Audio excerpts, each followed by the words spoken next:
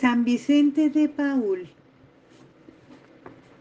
Vicente significa vencedor, victorioso. Nació San Vicente en el pueblito de Pau, Francia, en 1580. Su niñez la pasó en el campo, ayudando a sus padres en el pastoreo de las ovejas. Desde muy pequeño era sumamente generoso en ayudar a los pobres. Los papás lo enviaron a estudiar con los padres franciscanos y luego en la Universidad de Toulouse, y a los 20 años, en 1600, fue ordenado sacerdote. Dice el santo que al principio de su sacerdocio lo único que le interesaba era hacer una carrera brillante, pero Dios lo purificó con 3 sufrimientos muy fuertes. Viajando por el mar cayó en manos de unos piratas turcos, los cuales lo llevaron como esclavo a Túnez, donde estuvo durante los años 1605 a 1607 en continuos sufrimientos.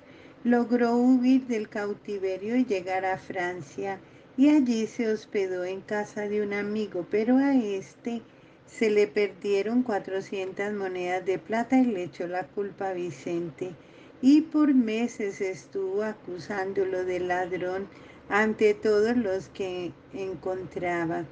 El santo se callaba y solamente respondía: Dios sabe que yo no fui el que robó ese dinero.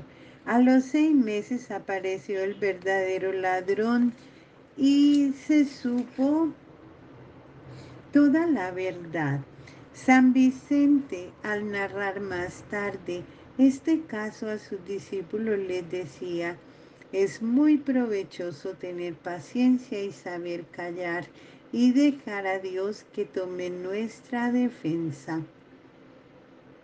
La tercera prueba fue una terrible tentación contra la fe que aceptó para lograr que Dios librara de esa tentación a un amigo suyo. Esto lo hizo sufrir hasta lo indecible y fue para su alma la noche oscura. A los 30 años escribía a su madre contándole que, amargado por los desengaños humanos, piensa pasar el resto de su vida retirado en una humilde ermita. Cae a los pies de un crucifijo, consagra su vida totalmente a la caridad para con los necesitados, y es entonces cuando comienza su verdadera historia gloriosa. Hace voto o juramento de dedicar toda su vida a socorrer a los necesitados, y en adelante ya no pensará sino en los pobres. Se pone bajo la dirección espiritual del padre Berule, futuro cardenal, sabio y santo. Hace retiros espirituales por bastantes días y se lanza al apostolado que lo va a volver famoso. Dice el santo: me di cuenta de que yo tenía un temperamento bilioso y amargo, y me convencí de que con un modo de ser áspero y duro se hace más mal que con un modo que se hace más mal que bien en el trabajo de las almas. Y entonces me propuse pedir a Dios que me cambiara mi modo agrio de comportarme en un modo amable y bondadoso, y me propuse trabajar día tras día, transformar mi carácter áspero en un modo de ser agradable, y en verdad que lo consiguió de tal manera que varios años después el gran orador Bossuet exclamaba: oh Dios mío, si el padre Vicente de Paúl es tan amable, ¿cómo lo serás tú? San Vicente contaba a sus discípulos: 3 veces hablé cuando estaba de mal genio y con ira, y las 3 veces dije barbaridades. Por eso cuando le ofendían, permanecía siempre callado, en silencio, como Jesús en su santísima pasión.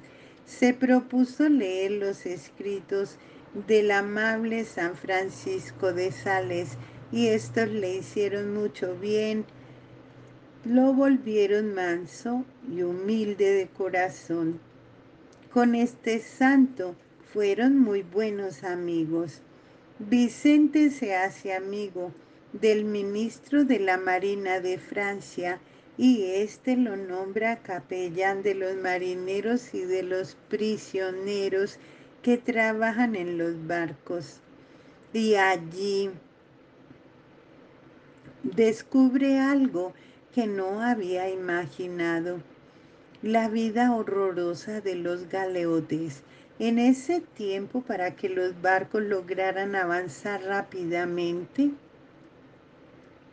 le colocaban en la parte baja unos grandes remos, y allá en los subterráneos de la embarcación, lo cual se llamaba galera, estaban los pobres prisioneros obligados a mover aquellos pesados remos en un ambiente sofocante, en medio de la hediondez y con hambre y sed, y azotados continuamente por los capataces para que no dejaran de remar. Vicente se horrorizó al constatar aquella situación tan horripilante, y obtuvo del ministro Gondi que galeotes fueran tratados con mayor bondad y con menos crueldad, y hasta un día él mismo se puso a remar para reemplazar a un pobre prisionero que estaba rendido de cansancio y debilidad. Con sus muchos regalos y favores, se fue ganando la simpatía de aquellos pobres hombres. El ministro Gondi nombró al padre Vicente como capellán de las grandes regiones donde tenía sus haciendas, y allí nuestro santo vino a descubrir con horror que los campesinos ignoraban totalmente la religión, que las pocas confesiones que hacía eran sacrílegas, porque callaban casi todo, y que no tenían quien los instruyera. Se consiguió un grupo de sacerdotes amigos, y empezó a predicar misiones por esos pueblos y veredas, y el éxito fue clamoroso. Las gentes acudían por centenares y miles a escuchar los sermones, y se confesaban y enmendaban su vida. De ahí le vino la idea de fundar su comunidad de padres vicentinos que se dedican a instruir y ayudar a las gentes más necesitadas. Son ahora 4.300 en 546 casas. El santo fundaba en todas partes a donde llegaba unos grupos de caridad para ayudar e instruir a las gentes más pobres, pero se dio cuenta de que para dirigir estas obras necesitaba religiosas que le ayudaran,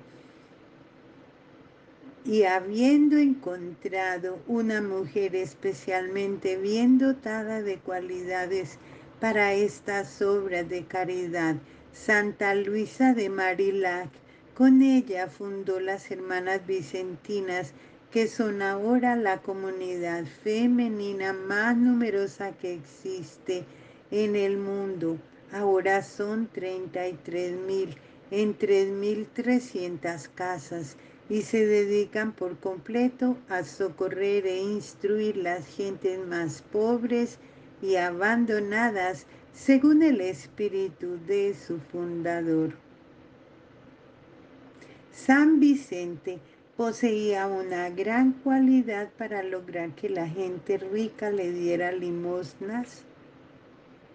Para ayudar a los pobres, reunía a las señoras más adineradas de París y les hablaba con tanta convicción acerca de la necesidad de ayudar a quienes estaban en la miseria, que ellas daban cuanto dinero le encontraban a la mano. La reina, que se confesaba con él, le dijo un día: no me queda más dinero para darle. Y el santo le respondió: y esas joyas que lleva en los dedos y en el cuello y en las orejas. Y ella le regaló también sus joyas para los pobres. Parece casi imposible que un solo hombre haya podido repartir tantas y tan grandes limosnas en tantos sitios y tan diversas clases de gentes necesitadas como lo logró San Vicente de Paúl. Había hecho un juramento de dedicar toda su vida a los más miserables y lo fue cumpliendo día por día con generosidad heroica. Fundó varios hospitales y asilos para huérfanos, recogía grandes cantidades de dinero y lo llevaba a los que habían quedado en la miseria a causa de la guerra. Se dio cuenta de que la causa principal del decaimiento de la religión en Francia era que los sacerdotes no estaban bien formados. Él decía que el mayor regalo de Dios puede hacerle a un pueblo es darle un sacerdote santo. Por eso empezó a reunir a quienes se preparaban al sacerdocio para hacerles cursos especiales, y a los que ya eran sacerdotes los reunía cada martes para darles conferencias acerca de los deberes del sacerdocio. Luego, con los religiosos fundados por él, fue organizando seminarios para preparar cuidadosamente a los sacerdotes, a los seminaristas, de manera que llegaran a ser sacerdotes santos y fervorosos. Aún ahora, los padres vicentinos se dedican en muchos países del mundo a preparar los seminarios a los que se preparan para el sacerdocio. San Vicente caminaba muy agachadito y un día por la calle vio a un hombre que venía en dirección contraria y le dio un cabezazo. El otro le dio un terrible bofetón. El santo se arrodilló y le pidió perdón por aquella falta involuntaria. El agresor averiguó quién era ese sacerdote y al día siguiente por la mañana estuvo en la capilla donde el santo celebraba la Santa Misa y le pidió perdón llorando. Y en adelante fue siempre su gran amigo. Se ganó esta amistad con su humildad y su paciencia. Siempre vestía muy pobremente y cuando le querían tributar honores exclamaba: yo soy un pobre pastorcito de ovejas que dejé el campo para venirme a la ciudad, pero sigo siendo un campesino simplón y ordinario. En sus últimos años, su salud estaba muy deteriorada, pero no por eso dejaba de inventar y dirigir nuevas y numerosas obras de caridad. Lo que más le conmovía era que la gente no amaba a Dios, exclamaba, no es suficiente que yo ame a Dios, es necesario hacer que mis prójimos lo amen también.